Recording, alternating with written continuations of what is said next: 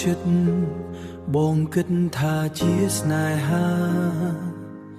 ពីងផ្អែមអូនធ្វើឲ្យបេះដូងបងជឿបងផ្ដល់អ្វីគ្រប់យ៉ាងមិនដែលគិតថាអូនលេងចុងក្រោយទើបដឹងថាមិនដែលគិតថាអូនលេង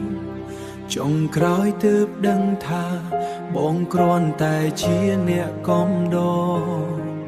អូនសើចនៅមុខបងតែខាងក្រោយមានអ្នកផ្សេងបេះដូងបងខូចខាតដោយពាក្យស្នេហ៍មិនពិត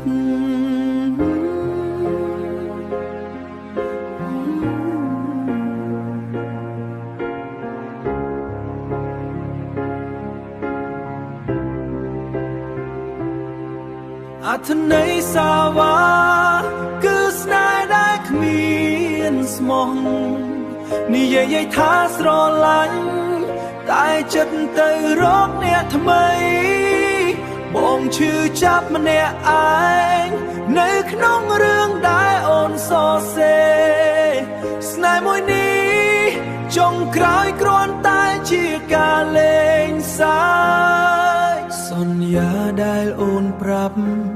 មិនដែលមានន័យពិតគ្រាន់តែពាក្យសម្រាប់លេងចិត្តទើបបាត់បង់អ្វីគ្រប់យ៉ាង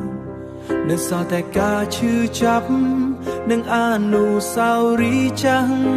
ងបើអូនមិនស្រឡាញ់តើហេតុអ្វីមកចិត្តបងហេតុអ្វីអូនធ្វើឲ្យបេះដូងបងចូលរួមក្នុងเกมនេះ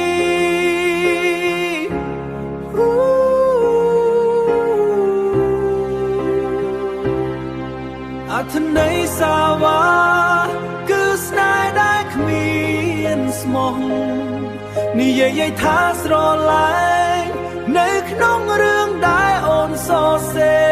រស្នេហ៍មួយនេះ